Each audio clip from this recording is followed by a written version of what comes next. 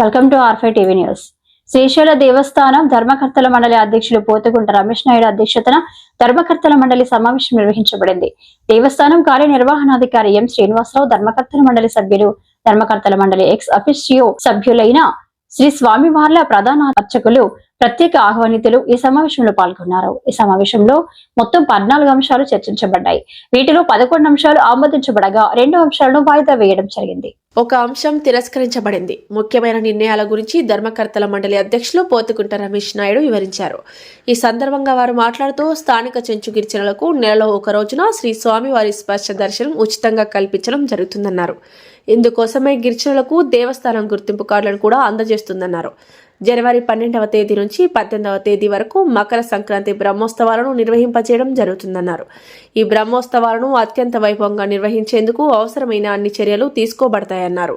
అన్ని ఏర్పాట్లను కూడా ప్రణాళికబద్ధంగా చేపడతామన్నారు. ముఖ్యంగా సంక్రాంతి బ్రహ్మోత్సవాలకు విచ్చేసే భక్తులకు ఎలాంటి ఇబ్బందులు కలగకుండా ఉండేందుకు అన్ని ఏర్పాట్లను పకడ్బందీగా చేయడం జరుగుతుందన్నారు.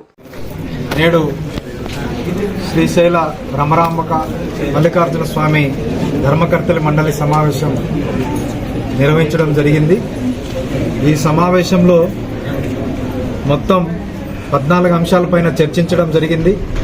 వాటిల్లో 11 అంశాలను ఆమోదించడం జరిగింది, 2 వాయిదా వేయడం జరిగింది, 1 అంశాన్ని తిరస్కరించడం జరిగింది.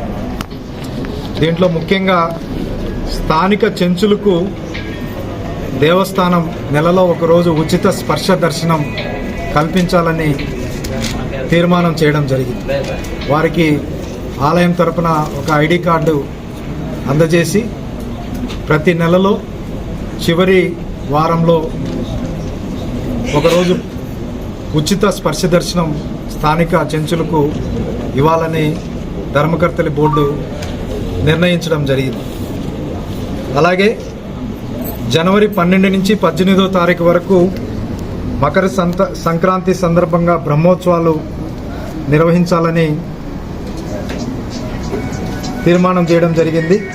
ప్రతి సంవత్సరం కూడా జరిగే బ్రహ్మోత్సవాల్లో భాగంగా ఇవి నిర్వహిస్తున్నారు.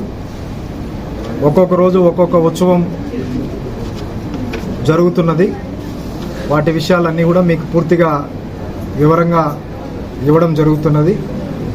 అలాగే నంద్యాల జిల్లాలో కొత్తపల్లి మండలం శివపురం గ్రామంలోని శ్రీ కొలన భారతి ఆలయాన్ని శ్రీశైలం దేవస్థానం దత్తత తీసుకోవాలని రాష్ట్ర ప్రభుత్వం కోరిక మేరకు శ్రీశైలం ఆలయం దత్తత తీసుకోవాలని ధర్మకర్తల బోర్డు నిర్ణయించడం జరిగింది. సదరు దేవాలయాలకు సంబంధించిన భూములు, బంగారు, వెండి, నగదు, FDRను దేవస్థానం ఏర్పాటు చేసిన అధికారులు మరియు ధర్మకర్తల మండలి సమక్షంలో స్వాధీనం చేసుకోవటం, కొలన భారతి ఆలయాన్ని అన్ని విధాలుగా అభివృద్ధి చేస్తూ ముఖ్యంగా ఆలయాన్ని సందర్శించే భక్తులకు కనీస సదుపాయాలు కల్పించడం పట్ల ప్రత్యేక శ్రద్ధ కనపరచాలని తీర్మానం చేయడం జరిగింది. అలాగే గత సమావేశంలో నిర్ణయించినట్టుగా స్పర్శ దర్శనానికి వచ్చే భక్తులకు ఉచిత లడ్డు ప్రసాదం ఇవ్వాలని తీర్మానం చేయడం జరిగింది. అది డిసెంబర్ 1వ తారీఖు నుంచి స్పర్శ దర్శనం టికెట్పై వచ్చే భక్తులకు 2 100 గ్రాముల లడ్డును, అలాగే 300 టికెట్లు తీసుకొని వచ్చే భక్తులకు 1 100 గ్రాముల లడ్డును ఉచితంగా ఇవ్వాలని డిసెంబర్ 1వ తేదీ నుంచి ఇది అమల్లోకి వస్తుందని ధర్మకర్తల మండలి నిర్ణయం తీసుకోవడం జరిగింది. అలాగే ఆలయం లోపల గోకులం ఏదైతే ఉందో అది ఆధునీకరణకు తీర్మానం చేయడం జరిగింది.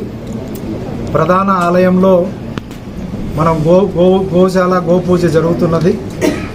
దాన్ని దాత సహకారంతో పూర్తిగా నూతనంగా ఆధునీకరించి ఒక్కొక్క రౌండ్ షెడ్లో ఒక 11 గోవులు ఉండేటట్టు నూతనంగా పూర్తిగా దాత సహకారంతో ఇది సి నాగ కనకదుర్గ ప్రసాద్ సాయి సిల్క్స్ కళామందిరం హైదరాబాద్ వారు దీన్ని ఏర్పాటు చేయడానికి ముందుకొచ్చారు. వారికి ఆలయం తరపున ప్రత్యేక కృతజ్ఞతలు. ప్లస్ వారు చేసుకోవడానికి ధర్మకర్తలి మండలి తీర్మానం ఆమోదించడం జరిగింది. అలాగే సామాన్య భక్తులకు కూడా ఎలాంటి ఇబ్బందులు లేకుండా ఎప్పటికప్పుడు దర్శనం విషయంలో ఎలాంటి ఇబ్బందులు కలగకుండా శీఘ్రంగా దర్శనం జరిగే విధంగా చర్యలు తీసుకోవాలని చేయడం జరిగింది.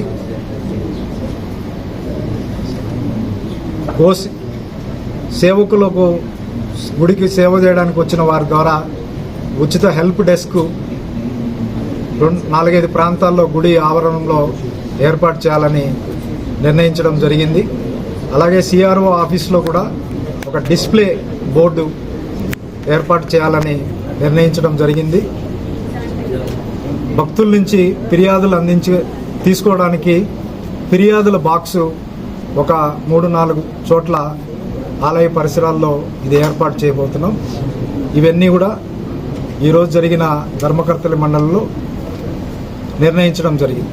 ఓం నమః శివాయ.